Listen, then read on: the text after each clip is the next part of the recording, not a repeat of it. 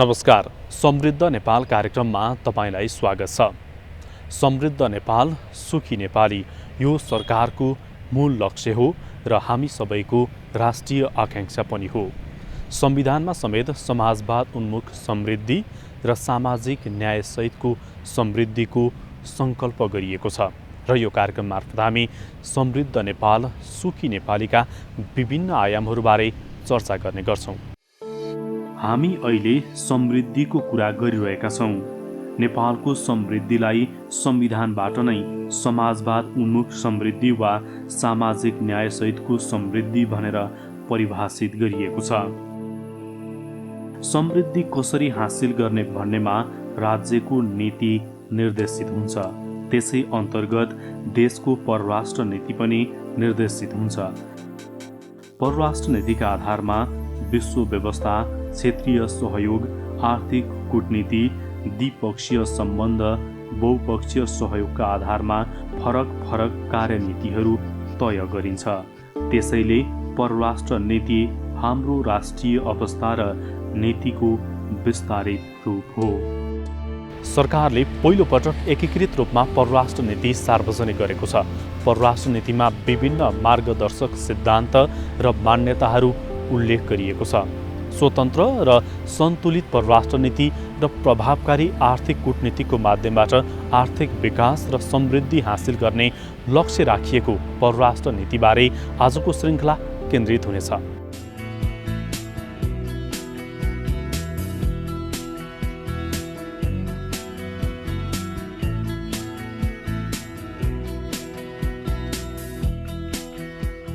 पहिलो कुरा हामीले हाम्रो एउटा न्यारेटिभ चाहिँ बदल्न जरुरी छ भन्ने मेरो आग्रह छ।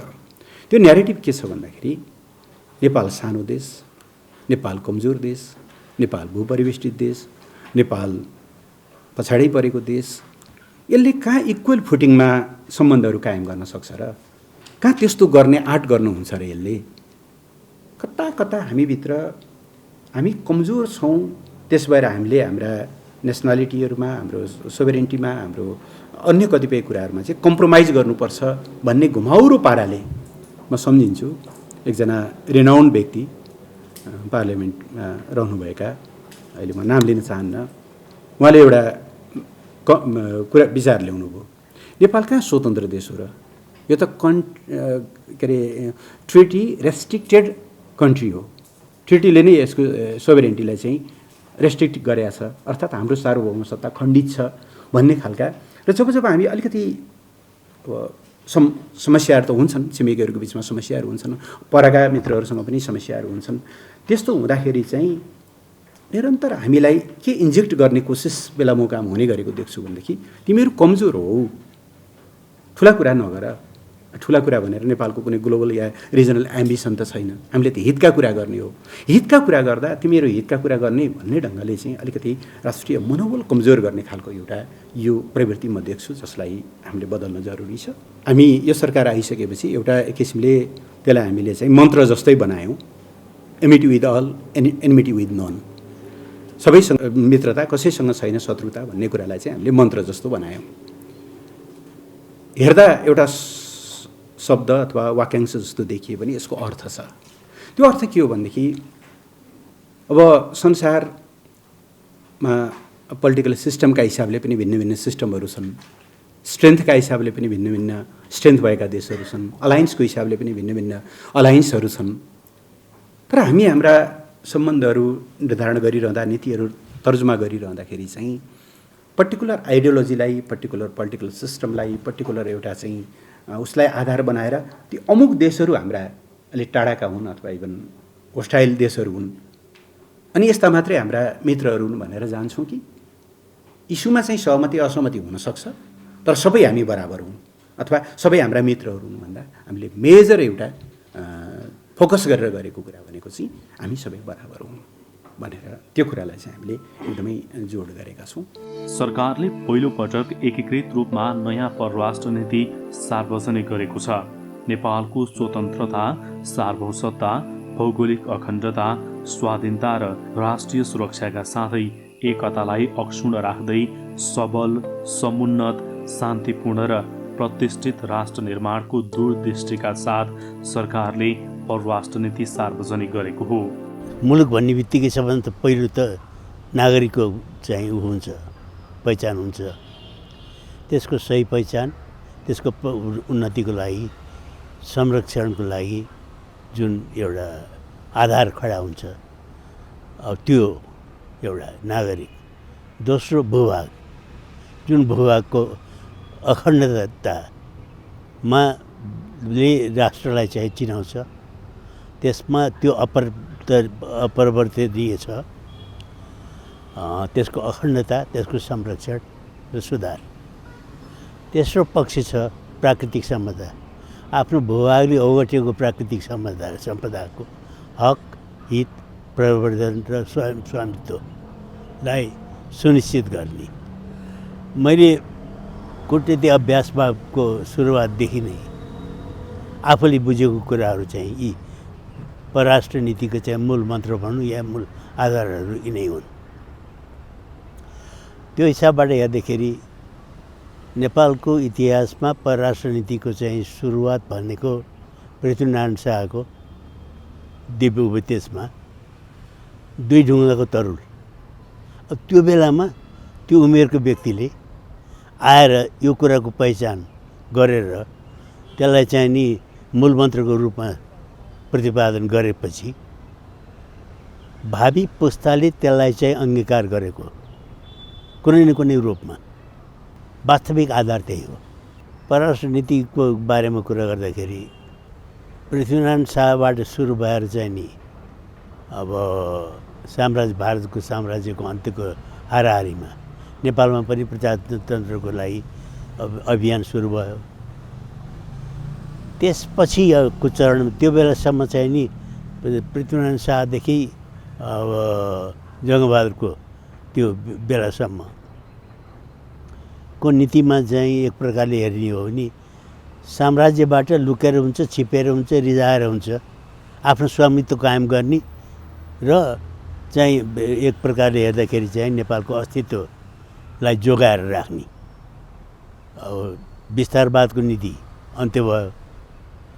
अब त्यही अरूको विस्तारवादले आफूलाई चाहिँ अतिक्रमणमा नपारोस् भन्ने एउटा चाहिँ धारणा भयो। कसरी बच्ने, कसरी जोगाउने, कसरी चाहिँ नि आफ्नो हक हितलाई कायम गरेर राख्ने। त्यो हिसाबबाट हेर्दाखेरि चाहिँ नि असंलग्नता नभने पनि संलग्न नभएर छुटिएर एक्लै आफ्नो अस्तित्व कायम गर्ने जुन एउटा नेपालले अठोट गर्यो त्यसले निरन्तरता पायो।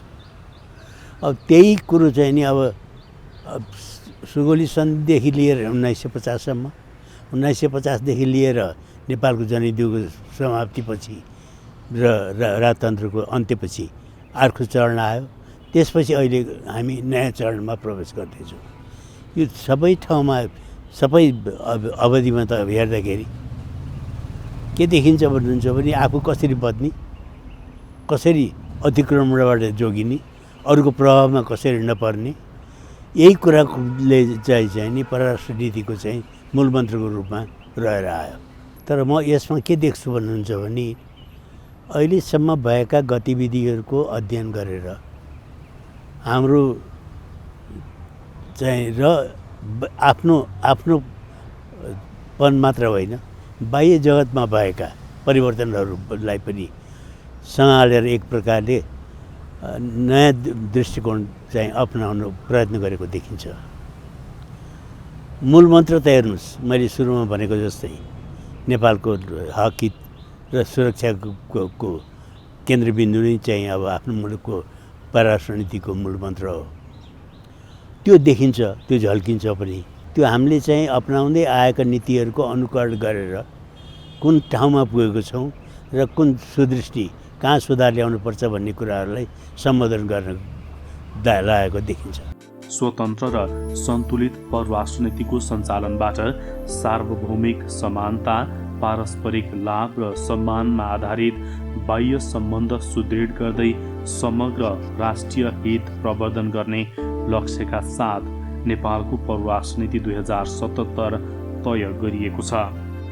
कुनै एउटा स्वतन्त्र सार्वभौम मुलुकको चाहिँ राष्ट्रिय स्वार्थ हुन्छ र त्यो राष्ट्रिय स्वार्थ भनेको चाहिँ त्यो मुलुकको स्वतन्त्रताको रक्षा, सार्वभौमिकताको रक्षा र क्षेत्रीय अखण्डता भूभागको रक्षा, यो चाहिँ प्राथमिक राष्ट्रिय स्वार्थ हो। यो प्राथमिक राष्ट्रिय स्वार्थ र त्यसपछिका अरू मुलुक नागरिकको सुरक्षा, समृद्धि र आफ्नो चाहिँ प्रभाव विस्तार, यी कुराहरूको लागि चाहिँ जुनसुकै मुलुकले पनि परराष्ट्र नीति निर्माण गर्ने, तय गर्ने र त्यसलाई लागू गर्ने प्रयत्न गर्नुको पछाडि भनेको एकदमै आधारभूत रूपमा राष्ट्रिय स्वार्थको संरक्षण र सम्वर्धन, त्यसको लागि परराष्ट्र नीति चाहिन्छ हरेक मुलुकलाई। र यो अभ्यास चाहिँ अब आदिकालदेखि नै थुप्रै अब मुलुकहरूले पूर्वीय र पश्चिमी दुवै फिलोसफीमा, दर्शनहरूमा चाहिँ अभ्यासहरूमा त्यही प्रयोजनको लागि नै परराष्ट्र नीतिको तय गर्दै आए मुलुकहरूले। अहिलेसम्म चाहिँ परिवर्तित सन्दर्भमा चाहिँ केही कुराहरू नयाँ थपिन्छन्, तर आधारभूत रूपमा चाहिँ राष्ट्रिय स्वार्थहरूकै संरक्षण र सम्वर्धनको लागि नै परराष्ट्र नीतिको तय गरिन्छ। यो परराष्ट्र नीतिमा चाहिँ इतिहासको ठुलो महत्त्व हुन्छ।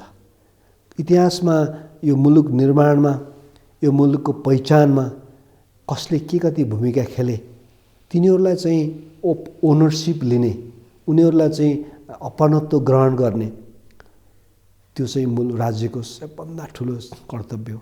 संसारका सबै मुलुकहरूले अत्यन्तै इतिहासका अत्यन्तै क्रूर तानाशाहहरूका शालिगलाई पनि जोगाएर राखेका हुन्छन् भने हामीले त गौतम बुद्ध हाम्रो चाहिँ सफ्ट पावर, अहिलेको संसारमा नेपाललाई चिनाउनलाई बुद्ध जन्मेको देश भन्दाखेरि चाहिँ हाम्रो नरम शक्ति भन्छ, त्यसलाई सफ्ट पावर। र गौतम बुद्ध चाहिँ संसारको एउटा नेपाललाई चिनाउने एउटा टुल हो, सफ्ट पावर। त्यसलाई चाहिँ हामीले अफिसियली नै ग्रहण गर्नु भनेको चाहिँ त्यो चाहिँ एकदमै पोजिटिभ कुरा हो। त्यसलाई एकदमै सकारात्मक ढङ्गले लिनुपर्ने हुन्छ। र पृथ्वीनारायण शाहले चाहिँ नेपालको परराष्ट्र नीतिको एउटा नेपाल देश राज्य निर्माणमा पनि उहाँको ठुलो योगदान, उहाँ नै यसको फाउन्डर पनि हो मोडर्न नेपाली एउटा युनिफाइड नेपालको। अर्को कुरा परराष्ट्र नीतिमा पृथ्वीनारायण शाहको चाहिँ योगदानलाई हामीले कहिले पनि कम आँक्ने होइन कि उच्च मूल्याङ्कनै गर्नुपर्छ। र त्यो कुरालाई चाहिँ कालखण्ड, राजनीतिक प्रणाली, त्यो संस्थाको चाहिँ एउटा चरित्र भन्दा पनि व्यक्तिको चाहिँ व्यक्तिगत हिसाबले पृथ्वीनारायण शाह चाहिँ नेपालको परराष्ट्र नीतिमा उहाँले जुन दिव्य उपदेशमा बोल्नुभएको कुराहरूलाई यो मुलुक रहनको लागि, रहँदाखेरि चाहिँ अझ बढी सशक्त रूपमा उभिनको लागि चाहिँ हामीले चाहिँ पृथ्वीनारायण शाहलाई जोड्नु जरुरी छ। र त्यो कुरालाई चाहिँ अहिलेको परराष्ट्र नीतिमा प्रष्ट उल्लेख गर्नु चाहिँ मेरो बुझाइमा चाहिँ सकारात्मक नै लाग्यो मलाई। छिमेकी लगायत सबै मुलुकसँग सार्वभौमिक समानता, पारस्परिक लाभ र सम्मानका आधारमा द्विपक्षीय सम्बन्ध विस्तार र सुदृढ गर्नु, अन्तर्राष्ट्रिय तथा क्षेत्रीय मञ्चमा नेपालको पहिचान र प्रतिनिधित्व अभिवृद्धि गरी राष्ट्रिय हित प्रवर्धन गर्नु, विश्व शान्ति स्थापना, निशस्त्रीकरण, मानव अधिकारको संरक्षण र प्रवर्धन दिगो विकासको लक्ष्य प्राप्तिलाई परराष्ट्र नीतिमा समावेश गरिएको छ। यसैगरी जलवायु परिवर्तनको असर न्यूनीकरण, महामारी, आतंकवाद तथा साइबर अपराध नियन्त्रण, सुरक्षित आप्रवासन र भूपरिवेष्टित राष्ट्रको अधिकार प्राप्तिको लागि बहुपक्षीय मञ्चमा प्रभावकारी भूमिका निर्वाह गर्ने, विधिमा आधारित न्यायपूर्ण, समावेशी र निष्पक्ष विश्व व्यवस्था निर्माणको लागि सहकार्य गर्ने परराष्ट्र नीतिको मूल उद्देश्य छ। आधारभूत रूपमा परराष्ट्र नीति चाहिँ सरकार नेतृत्व परिवर्तन हुँदाखेरि नै धेरै हिसाबले परिवर्तन भइरहने विषय होइन, तर यसका केही मुद्दाहरू, केही प्राथमिकताहरू समयक्रममा क्षेत्रीय शक्ति सम्बन्ध, विश्व शक्ति सम्बन्ध, मुलुकको ले प्रवेश गरेको नयाँ राजनीतिक प्रणालीको चाहिँ चरणका आधारमा चाहिँ केही कुराहरूमा प्राथमिकतामा परिवर्तन हुन्छ। त्यसले गर्दा अहिलेको परराष्ट्र नीतिमा विशेष गरी अब छिमेक सम्बन्धलाई एकदमै प्राथमिकता दिएको पाइन्छ। अब छिमेक सम्बन्ध भनेको हाम्रा दुईटा छिमेकीहरू जुन पृथ्वीनारायण शाहले जसरी उहाँले चाहिँ दुई ढुङ्गाको तरुल भन्नुभएको थियो, लोकेसनका हिसाबले अहिले पनि नेपाल चाहिँ त्यही अवस्थामा भए तापनि त्योभन्दा अलि अगाडि गएर हामी स्यान्डविच मात्रै होइन कि यी दुईटा एमर्जिङ ग्लोबल पावरहरू एकदमै उदाउँदो शक्ति आर्थिक शक्तिहरूबाट कसरी हामीले बढीभन्दा बढी फाइदा लिने, त्यसको लागि चाहिँ हामी एउटा छिमेकी अर्को छिमेकीका विरुद्धमा प्रयोग नगर्ने कुरा, दुवै छिमेकीका चासोहरूलाई सम्बोधन गर्ने कुरा, यो चाहिँ एउटा छिमेक सम्बन्धलाई अलिक बढी प्रायोरिटाइज गरेको मैले यो अहिलेको परराष्ट्र नीतिमा एउटा विशेषता। अर्को चाहिँ आर्थिक कूटनीति, किनभने हामी 70 वर्षदेखि लामो समयसम्म राजनीतिक सङ्क्रमणमा रह्यौँ। विभिन्न खालका राजनीतिक व्यवस्थाहरूको अभ्यास गर्दै अहिले पछिल्लो समयमा 2072 सालको संविधानपछि संविधानमा प्रष्ट परराष्ट्र नीति र राष्ट्रिय स्वार्थको बारेमा पहिलोपटक यही संविधानमा उल्लेख गरिएको छ। त्यसलाई मार्गदर्शक सिद्धान्तको मानेर अब राजनीतिक रूपमा हामी लडाइँ चाहिँ खासै लड्नुपर्ने परिस्थिति छैन। अब एउटा स्थायित्वमा प्रवेश गरे मुलुकले, त्यसले गर्दा मुलुकलाई समृद्ध नबनाएसम्म तपाईँको परराष्ट्र नीति, तपाईँको अन्तर्राष्ट्रिय प्रभाव जहिले पनि प्रश्नवाचक चिन्ह खडा हुन्छ। त्यसले गर्दा अब आर्थिक समृद्धि चाहिँ अबको मुलुकको प्राथमिकता हो, अबको राज्य सत्ताको सरकारको राजनीतिक प्रणालीको प्राथमिकता हो। त्यसले गर्दा कसरी हामीले चाहिँ बढी फरेन डिरेक्ट इन्भेस्टमेन्ट वैदेशिक लगानी भित्राउने, कसरी चाहिँ लिस्ट डेभलप कन्ट्रीबाट सकेसम्म छिटो ग्रेजुएट हुने र नेपालको चाहिँ नेपालभित्र औद्योगिकरणदेखि लिएर ज्ञानको उत्पादनदेखि लिएर यसमा चाहिँ कसरी सहकार्य गर्न सक्छौँ हामी क्षेत्रीय, द्विपक्षीय र बहुपक्षीय कूटनीतिक संयन्त्रहरूलाई, त्यसको मेन मिसन भनेको चाहिँ आर्थिक समृद्धि। त्यो आर्थिक कूटनीतिलाई चाहिँ यो परराष्ट्र नीतिले चाहिँ अलि बढी प्राथमिकता दिएको नयाँ विषय। र अर्को एउटा चाहिँ जलवायु परिवर्तनको कुरा, जसले गर्दा नेपाललाई सकेसम्म हामीले चाहिँ त्यो जलवायु परिवर्तनका कुप्रभावहरूबाट जुझ्नको लागि अन्तर्राष्ट्रिय समुदायसँग सहकार्य गर्दा हामीलाई चाहिँ अलिकति बढी नै फाइदा कसरी लिन सक्छौँ त्यसबाट।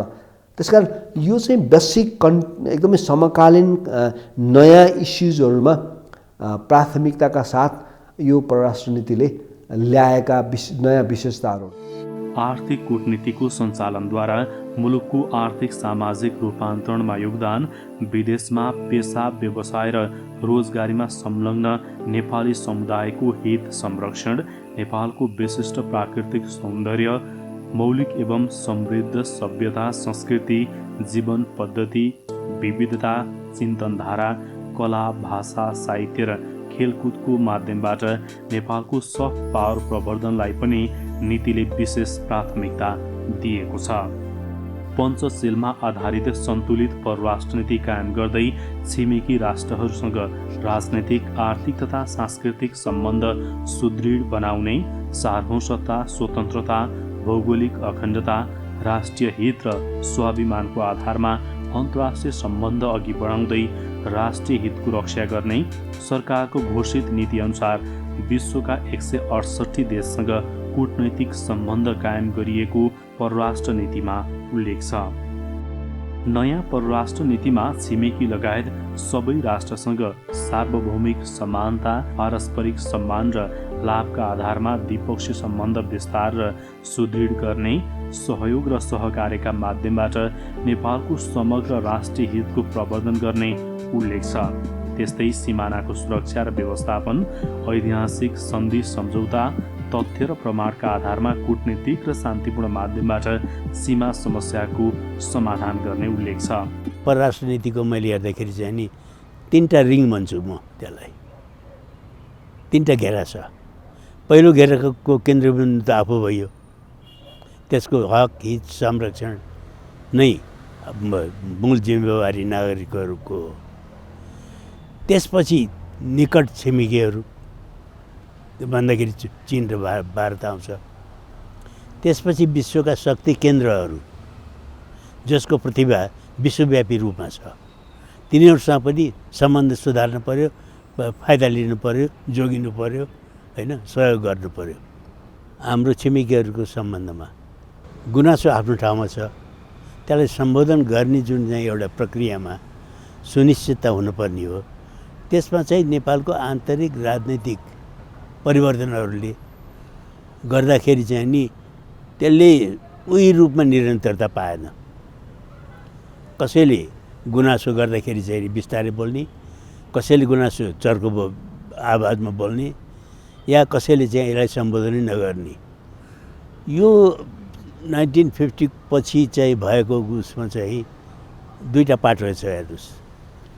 एउटा पाटो के छ भन्नुहुन्छ भने अन्तर्राष्ट्रिय जगतमा विश्व युद्धहरूपछि जुन एउटा नयाँ चेतना आयो कि अन्तर्राष्ट्रियकरणमा एउटा सहयोगको धारणाको आधार नबनाइकन अर्को विश्वयुद्धलाई रोक्न सकिन्न।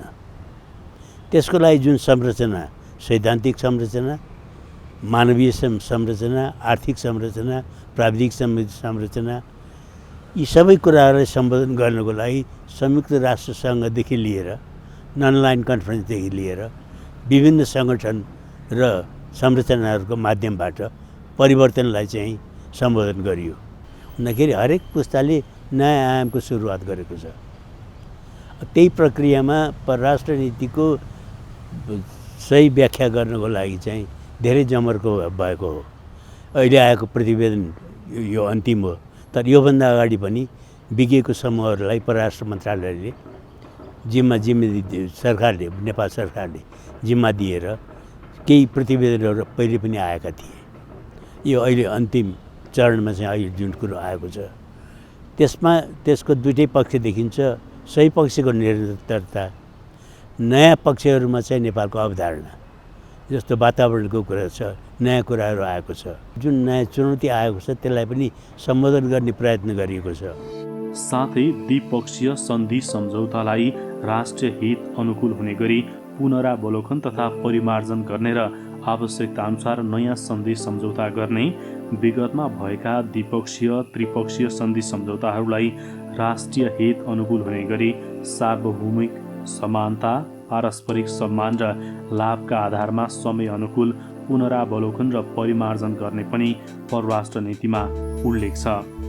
विभिन्न मुलुकसँग आवश्यकताअनुसार व्यापार सम्झौता गर्ने, प्राकृतिक स्रोत र त्यसको उपयोगको बाँडफाँड सम्बन्धी सन्धि सम्झौता गर्दा राष्ट्रिय हितलाई सर्वोपरि राख्ने विषयलाई पनि महत्त्व दिइएको छ। क्षेत्रीय सहयोगको माध्यमबाट विकास र समृद्धि हासिल गर्न सक्रिय भूमिका निर्वाह गर्ने, आर्थिक विकास र समृद्धिको लागि साझा चासोको विषयमा क्षेत्रीय सहयोगलाई प्रभावकारी माध्यमका रूपमा विकास गर्ने, नेपाल सदस्य रहेका सार्क, बिमस्टेक लगायत क्षेत्रीय र उपक्षेत्रीय मञ्चमा सक्रिय र रचनात्मक भूमिकामा जोड दिएको छ। यस्तै दक्षिण एसिया र दक्षिण पूर्वी एसियालाई आर्थिक र सामाजिक रूपमा आबद्ध बनाउँदै दुवै क्षेत्रको सम्भावना र सामर्थ्यबाट लाभ लिन सार्क तथा बिमस्टेक मञ्चले सहकारी अभिवृद्धि गर्ने परराष्ट्र नीतिमा उल्लेख छ।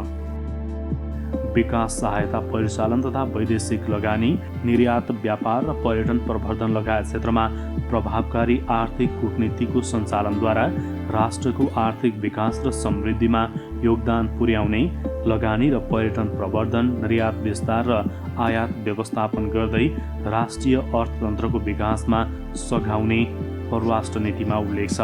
यस्तै वैदेशिक रोजगारीलाई व्यवस्थित एवं मर्यादित तुल्याउने, आप्रवासी नेपालीको ज्ञान, सिप, पुँजी, प्रविधि, सञ्जाल र पहुँचलाई नेपालको आर्थिक विकासमा परिचालन गर्ने नीति पनि लिएको छ। सरकारले परराष्ट्र नीति तर्जुमा गर्ने विषयलाई उच्च प्राथमिकता दिएको थियो। यसअघि परराष्ट्र नीतिको सन्दर्भमा बनेका कार्यदलको सुझाव, परराष्ट्र नीति सम्बन्धी संवादबाट आएका सुझावका साथै विभिन्न राजनीतिक दलका प्रतिवेदन र विभिन्न दस्तावेज समेटेर परराष्ट्र नीति तय गरिएको हो।